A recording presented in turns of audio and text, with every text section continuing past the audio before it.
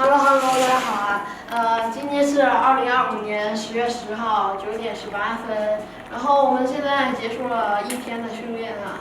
然后刚把那个汗给吹完。然后我这几天我们不是出去外面玩了吗？然后当时我就有一件非常有趣的事情，就是我们那个总共分2楼和3楼，然后3楼都是一个一个的小包间，然后他们。小包间，然后他们就特别好，然后里面还有灯之类的，然后我这个傻子，然后就偏偏选了2楼。当时我还没觉得什么，因为我当时觉得吕振西，但是我就比较放心，因为感觉因为吕振西比较大嘛，然后我就比较放心，我就觉得跟着他总没错，然后我就认他为大哥了，然后我就跟着他。然后就跑到2楼去了。2楼那可以睡10几个人。然后他们把那个灯关了，然后他们那几个人在睡，把灯给关了，然后就在。然后我当时为了自卫啊，然后我就闭着眼睛在那狂踢，然后就听到那个知恩涵就捂着腰子瑶瑶你伸我腰子了，他就一直在那捂着他的腰子，然后后面我就因为是黑子嘛，我当时完全看不清，然后我就凭借我灵活的身姿，然后翻滚了过去躲避了他的攻击啊。今天就这样，拜拜。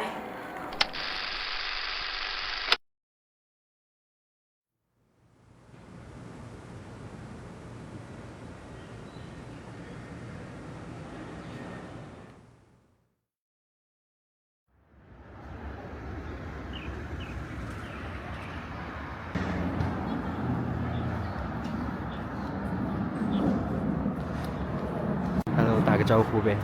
Hello。你回家换个衣服就准备出门吗？嗯哼，但是我现在不是在回家的路上。啊？现在是我在去买吃的的路上。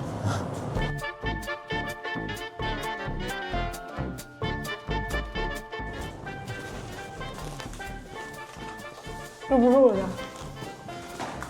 我其实也不是我家。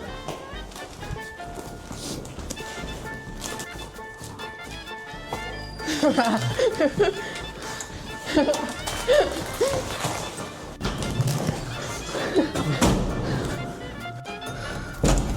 好，快来！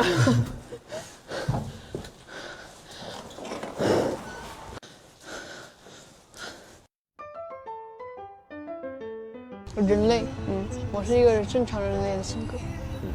有3个词啊。人类，好 ，OK 啊。你用一种动物形容你自己。就那个动物啊。哪个？就那个我觉得这个动物和我特别像，就那个那你来模仿一下呢？就那个我模仿不出来，就那个那个动物，我觉得那个动物特别帅。它叫啥？就叫我给你1整天的时间，你不用去上学，然后你也不用去公司，你想带着我去干一件什么样的事情？你想带上谁？我谁也不想带上，我就想要我一个人。那你想去干什么？我什么也不想干，我就想自己玩一整天的腰带那些的，我的那些模型手办那些的。没有想在外面玩的事情吗？没有，我不喜欢去外面玩。你老家是哪里的呢？我老家是地球的。我用我灵光的脑袋思考一下，我决定我还是带你去电玩城吧，让公司给我们2个1人发1000万，去电玩城附近买套房，我们就去电玩城，一不小心就给他买了1栋楼。那就这么决定了哟。我就这么定了。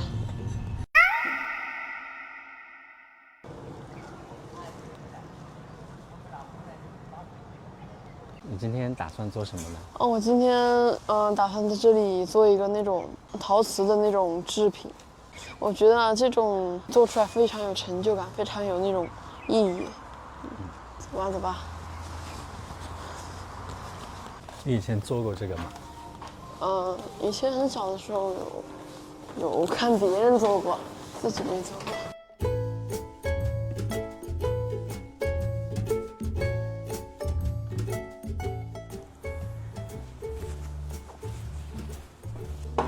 店里有3个步骤，第一个步骤呢，我们是在这个拉皮机上做拉皮，然后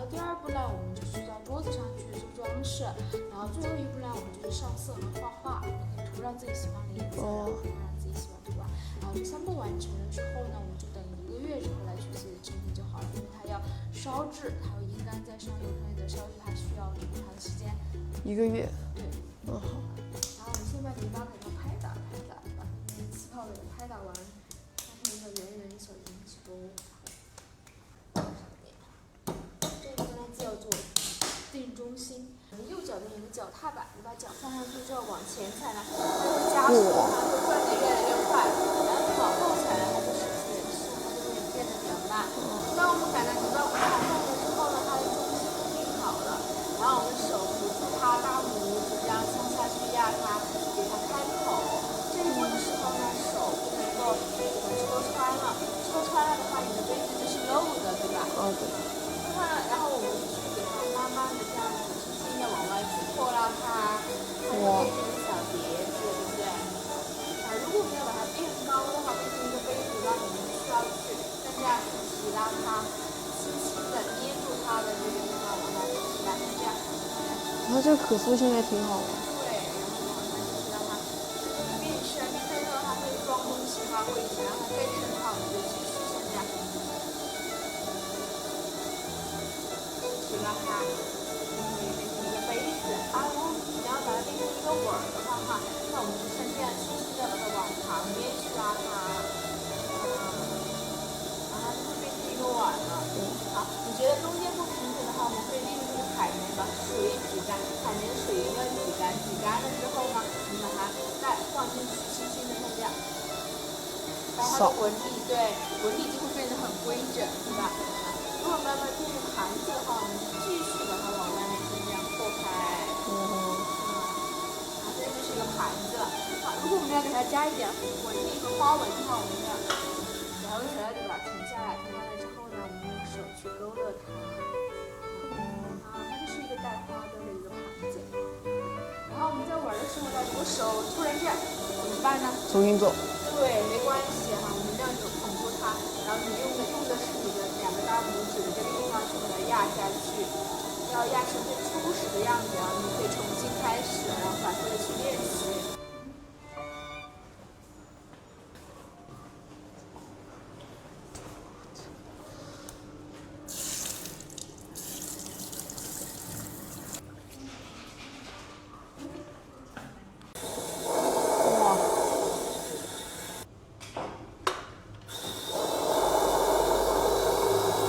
哇塞！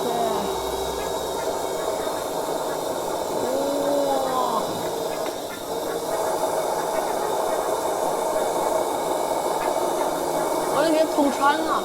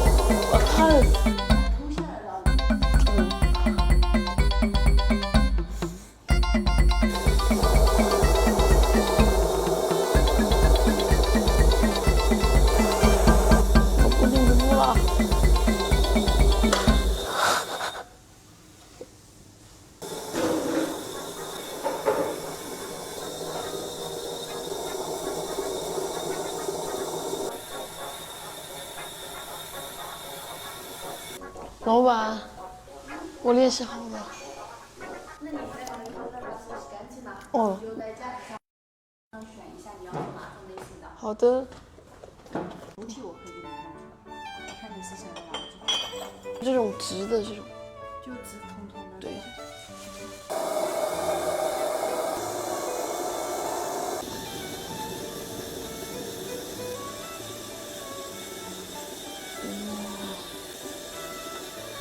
我带你去做香蕉泥叶装饰。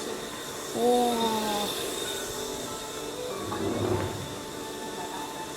我们捏装饰的话，可以自己纯手捏，也可以用模具嘛，对不对？这里面就有一些花花叶子、蝴蝶呀、还有一些简单的平安符，这是泥浆，等会儿就是拿来粘黏涂写。好。我们涂颜色呢，不涂的地方烧出来就是白色，因为我们这个泥巴是高白泥，它就没有白色的颜料，就不涂就白。我们一共有这7种颜色，就大方框这7种，就在这儿了，7个瓶子，给它摇一下，这样摇匀了。然后我们再倒到那个调色盘里面去用。好的。颜色呢，跟到那些装饰都跟你们讲了。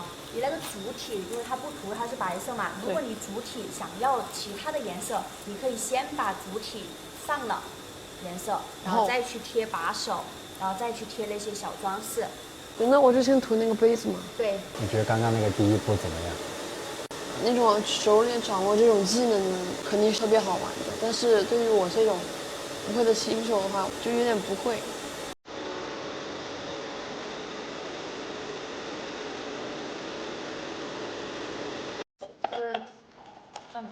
就是转着涂东涂颜色，你拿的那种大的刷笔，大刷笔。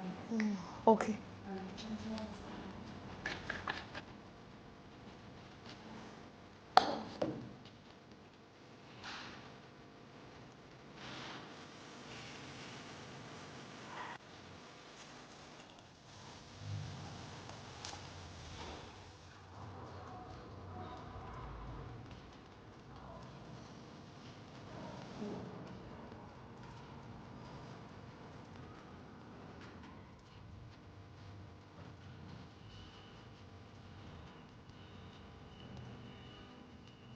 我准备先给它涂一个纯色，然后在上面做一些东西。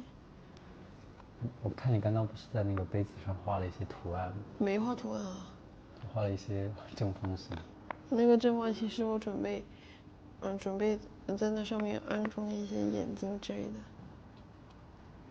然后预留的地方，然后我想一下，然后我预留在那底面是白色，有点不太那个。然后我就想，我还是给它涂了吧，不要破坏一体性。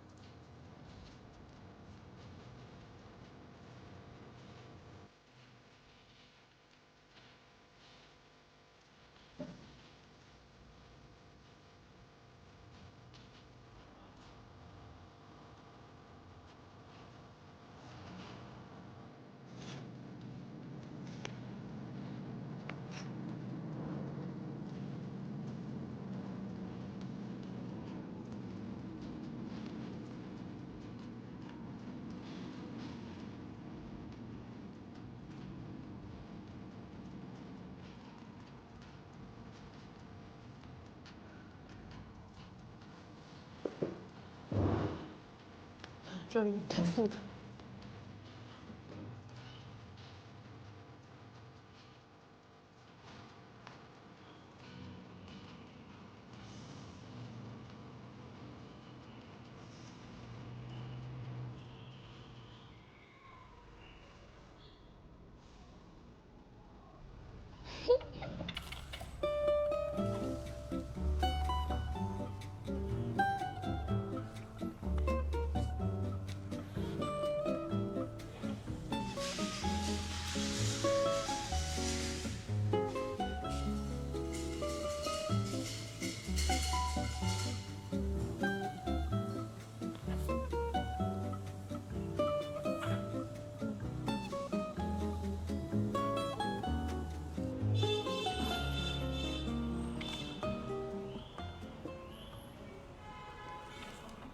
差不多了吧？我觉得可以了。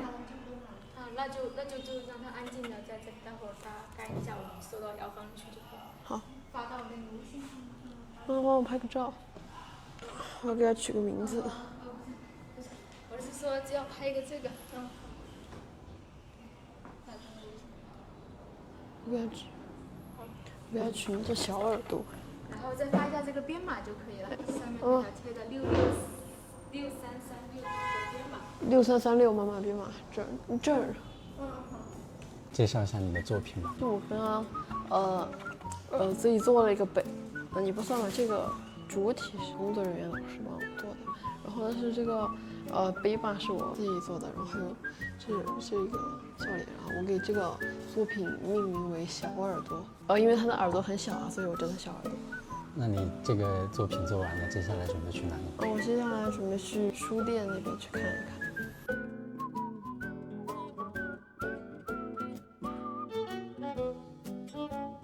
好，也就是一个穿越的一个技能。我现在直接到达了我们的第2站书店。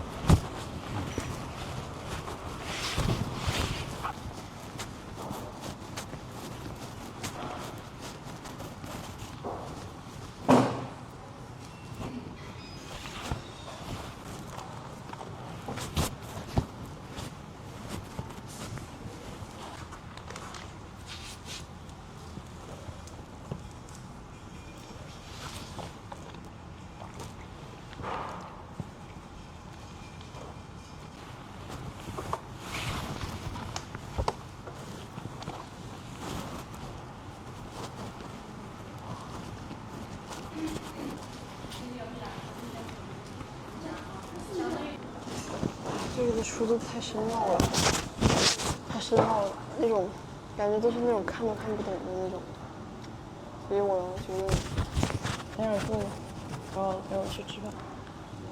我以前比较喜欢看那种，有个书叫做《装在口袋里的爸爸》，然后我就以前特别喜欢看，然后就买了特别多，然后就堆在我那个柜子里面。开始。好，我们现在也就是瞬间穿越到吃饭的地方，走。只不过这瞬间穿越这个技能有点费体力，导致我这个体力有点少了。我现在所以我要吃饭补一下体力啊。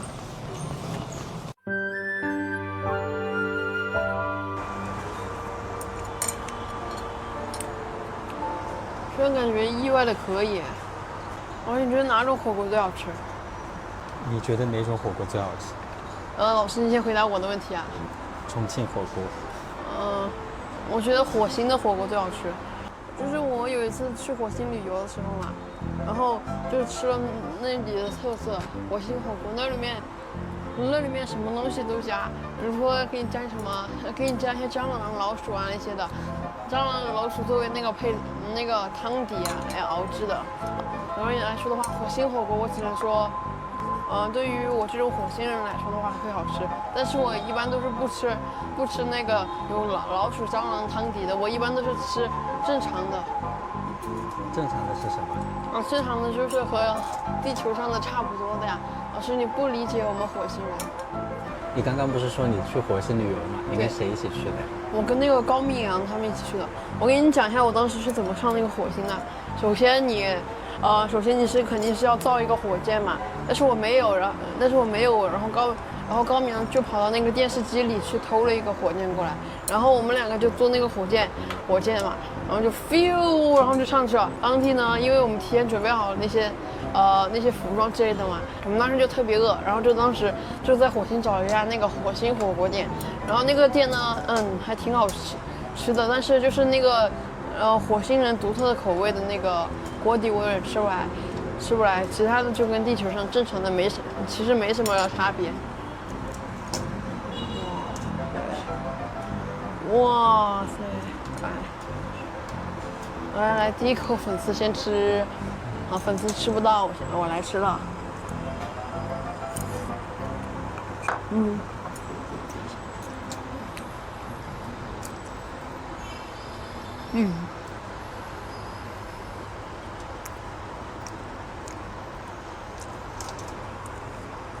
跟我当年在火星吃的火星潮汕牛肉火锅有点像啊。火星也有潮汕这个地方。对啊，火星的那个潮汕不是我们现在那个潮汕，它那个扇是扇贝的扇。其实我们地球上的这些地球上的很多食物都是从火星照抄过来的。我作为火星国王他的第1888位干儿子，然后我肯定会知道这些的。当时我在那个火星旅游的时候，我当时不是吃完那个火锅吗？吃完火锅我们就回不来了，然后高明阳又跑到那个电视机里面去拿了那个火箭回来，我们就这样停下来，因为当时没有安全保护嘛，然后所以导致这个高明阳和我的头发烧焦了，所以我们我们现在剪头发就会有一段那种剪得特别短的那种时期，也比较正常。因为那个烧焦的头发嘛，它就预知了你以前的头发，会导致你的头发会变短一点。虽然这个没有任何可以关联在一起，但是我就是那么想的。那1887是谁的？第1887是高明阳啊。高明阳作为我们国王的第1887位7位干儿子，他的待遇可想而知，是比我高那么高一名的。哇，太好吃了！老师快吃啊！来尝尝这个火星潮汕的特色，老师你好。这就是传说中的火星牌的手打牛肉丸吗？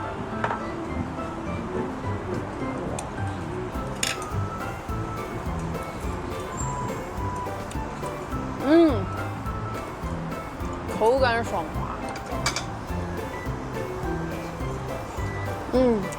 它这个肉丸好扎实啊！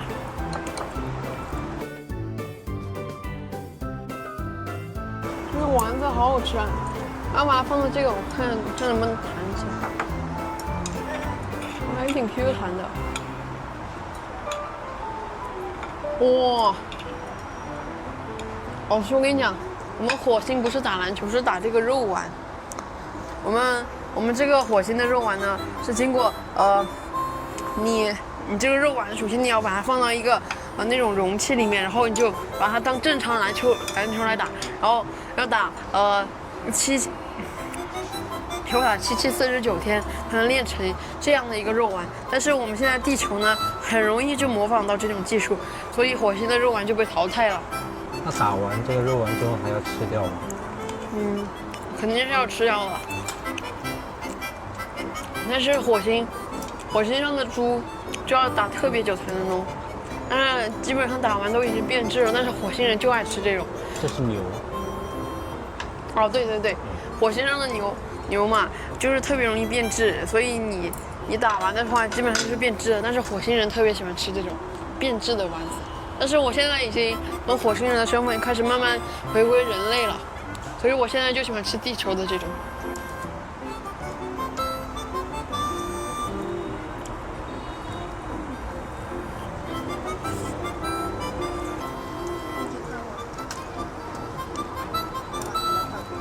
今天你体验的这一天就差不多要结束了，那你给今天的自己做一个总结吧。首先，我们一开始先去做了那个陶艺，然后做了一个杯子，我又自己捏了2个那个把手，就上色之类的，最后给它刺名小耳朵，然后后面又去那个书店去逛了一下，因为有点太安静了，就不想打扰到其他人嘛。最后就来这儿吃饭，吃完饭就没有任何事了。好，那你觉得今天一天过得怎么样呢？我觉得今天还是过得蛮充实的。好，那最后跟大家打个招呼吧。拜拜。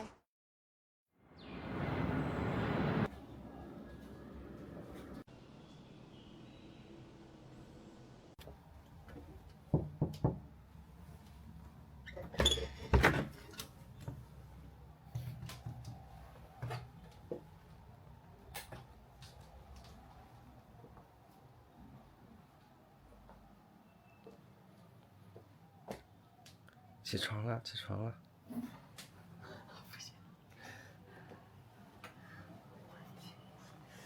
9:30，我天。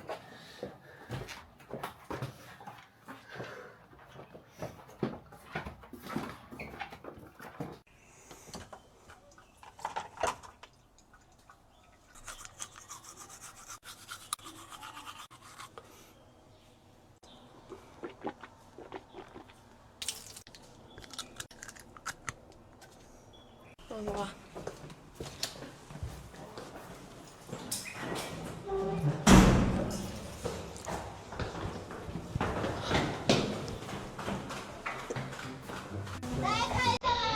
那是那要混我这儿吧？没比初中好多。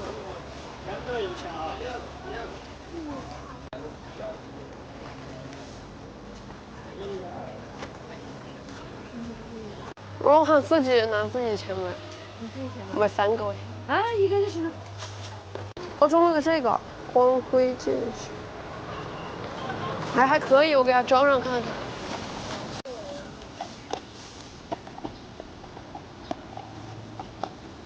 哦，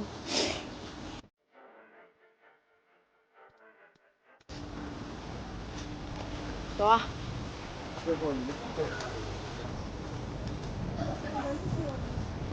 啊，等一下，为啥我一走就变那么多啊？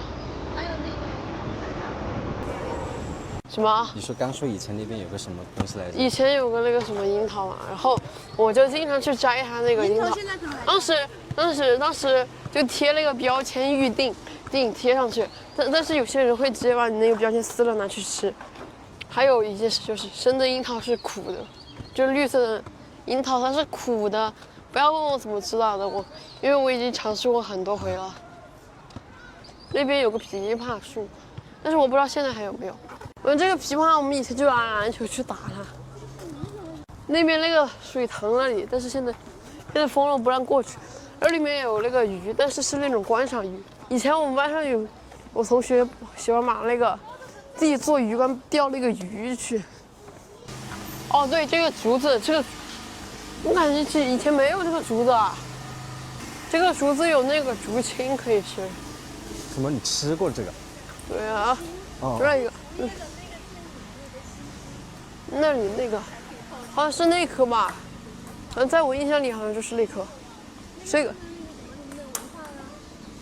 这是樱桃树。应该就是这棵树啊，我记得啊。就是这棵树。现在这个季节应该没樱桃吧？我的天哪，樱桃不是都是吃了吗？对啊，反正以前这个成熟季的时候，这个樱桃都是随便摘，但是得靠手速。哎，给你看我这个就随随便便。头一个。给你看我摸框啊。你摸啥框啊？算了。哎，不是，怎么那么高啊？等一下。明明看着就很高呀。再来试个力。哎，不行，我太矮了。走吧。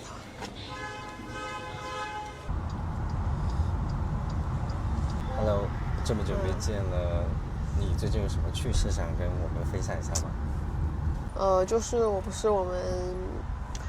们班上的那个历史课代表嘛，我们历史老师偶尔会给我们一些吃的之类的嘛。我和我一个好朋友嘛，我那个好朋友虽然他不是历史课代表，但是我和他经常去拿书，老师就默认他是课代表了。后面我们班上另外一个同学，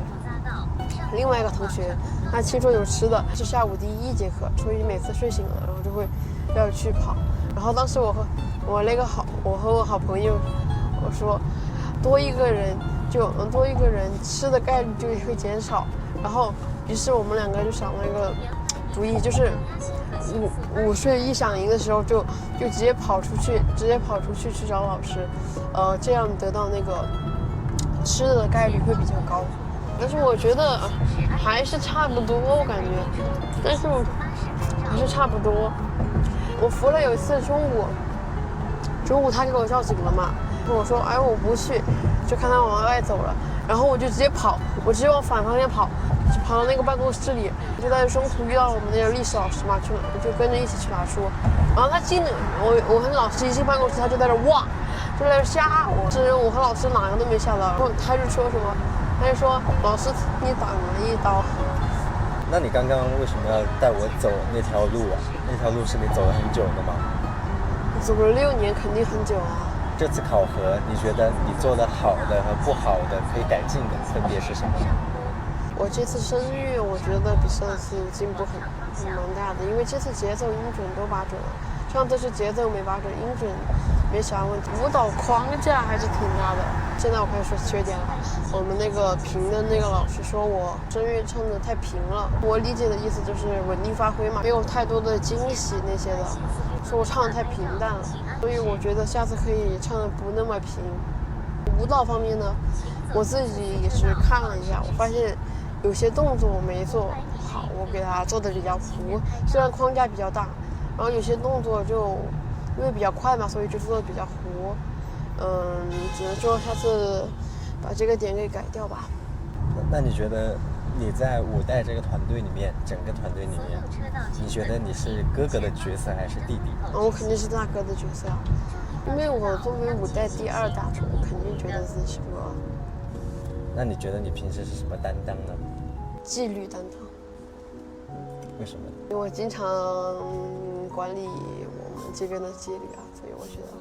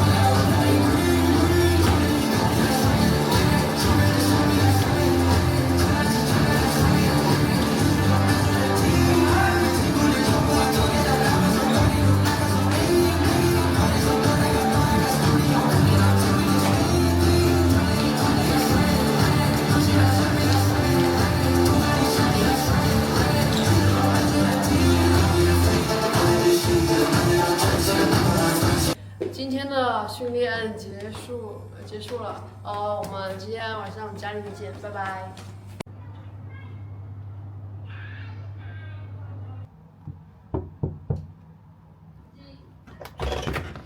不进。进不进？不进。我已经进来了。我进来了。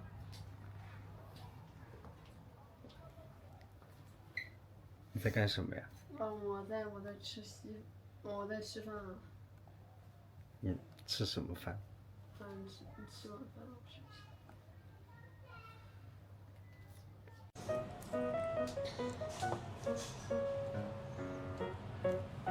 首先这边是我的一堆玩具的盒子，我给它垒成了一个小墙吧，一直。这是你收集了多久的呀？差不多2年吧。这边我书柜就比较弄得比较乱啊，这边是我的一些类似于手办的一些东西吧。这块是我平时会玩的一些车子之类的。有小时候的一些照片吗？哦，对，差点忘了。这里，这个大概是我3、4岁吧，应该。这个就应该是1年级，差不多1年级什么表演吧，应该是。这个也是。然后这个是我差不多幼儿园的时候的照片，然后给我外婆也打个码。这个是不知道4、5岁吧，大概。诶，这张不同角度，这个大概也是3、4岁吧，6、7岁的时候吧。6、7岁这个时候，我跟你讲，我当时，学这个跆拳道的时候，当时不是有这个什么贴纸嘛？这个贴纸好像可以换什么东西之类的。这个是我大概1、2年级的时候学钢琴的时候。好，那你接下来准备去做什么呢？我去给你们看看我的玩具吧。是韩国和中国16年的时候合作的一个动画片吧之类的。然后这就有一堆，老师快点给我拍个特写。老师，你最想要哪一个的特写呢？老师，那你给我这个吧。这个你拿出来展示一下呢。但是它已经被我玩烂了。这个是一个灵动的，这个不是韩版的。这还有一辆大的，这还有一辆中号的。这个是我捡录下来的。这个是MK 的。这底下就是一些，也怎么说呢啊，就是比较大，但是不怎么值钱的一些，我就给它扔这里面来了。好了，你现在有一个任务，你需要找一张A4纸和一支笔。好，现在有一个任务就是你要在这张纸上画出你在舞台上的样子，你心目中。好的。横着画还是竖着画？都可以。那我竖着画吧。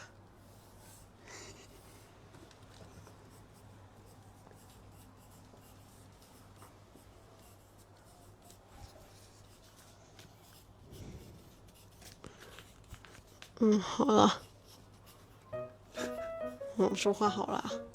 我给个灯光。啊。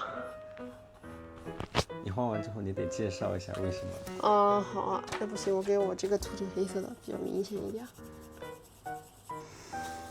好了，老师我给他画好了。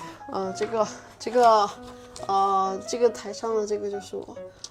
至于我为什么要用黑色的笔标出来呢？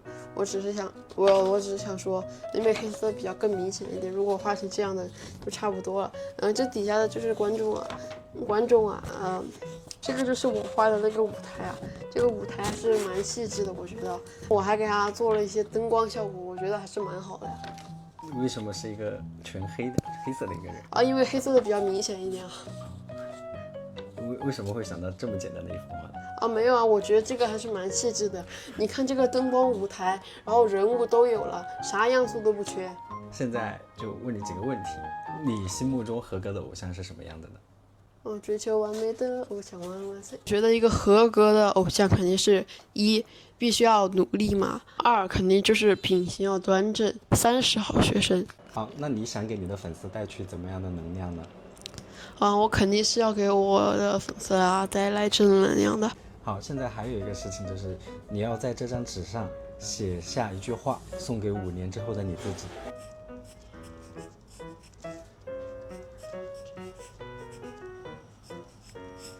好，老师展示啊。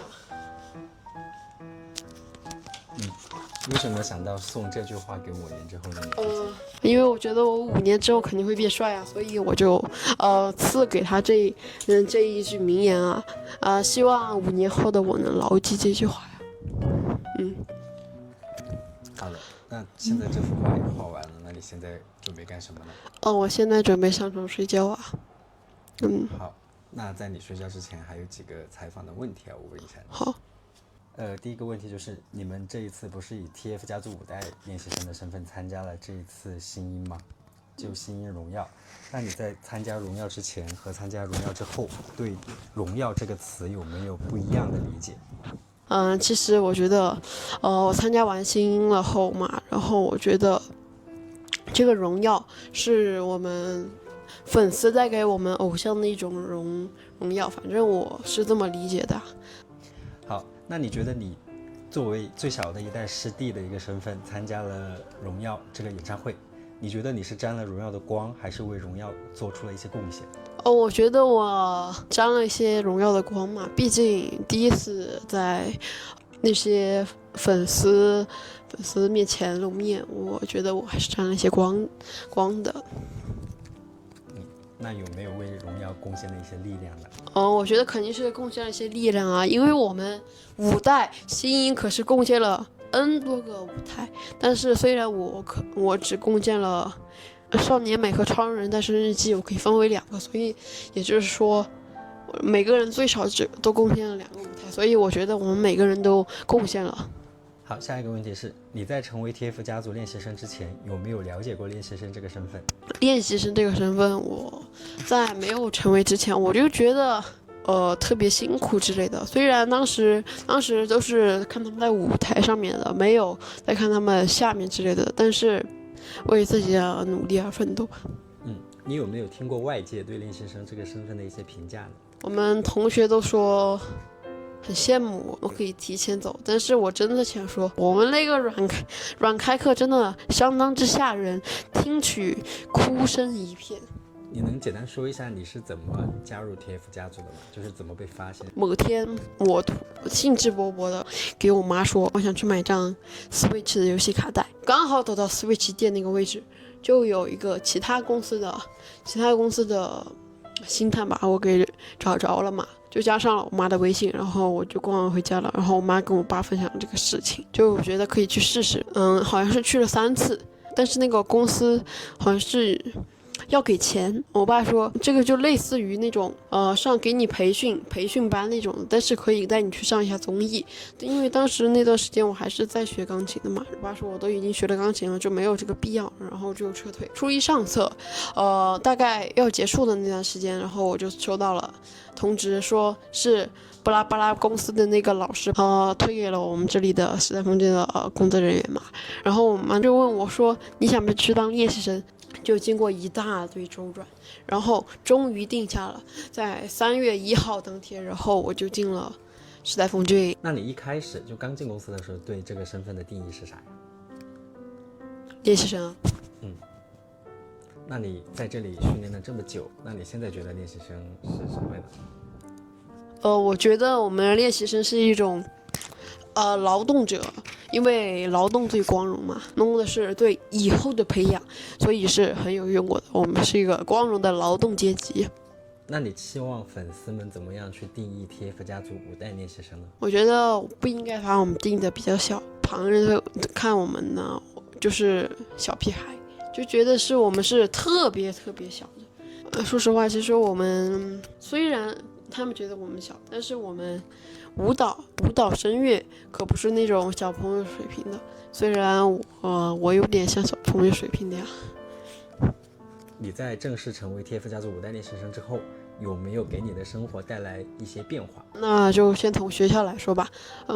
说实话，其实我以前作为学校的一份子，学校的一个学生，自从我从学生的这个身份进化成练习生后，我这个练习生的身份会给我有一些便利和一些不便。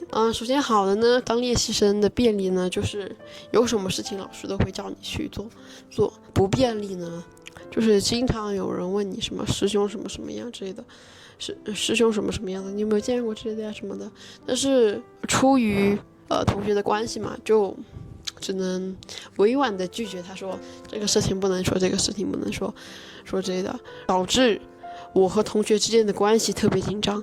这个自从当上练习生了，我的家庭地位直线上升了。我觉得我当练习生之前，我可能还没有我妹的家庭地位高。自从我当上练习生后，我的家庭地位就直线上升，这对我是一个好处。二呢，家庭方面来讲呢，我和父母出去玩的时间就比较少嘛。三呢，我再从人际交往上面说一下。首先呢，就是我的同学就开始有点疏远我了。怕什么被骂什么之类的吧，但是我玩的几个好的朋友还是经常跟我玩的，然后这就是我的一些变化吧。好，现在所有的问题都已经问完了，那你接下来准备做什么？我准备睡觉啊。好的，去吧。我把那个放回去。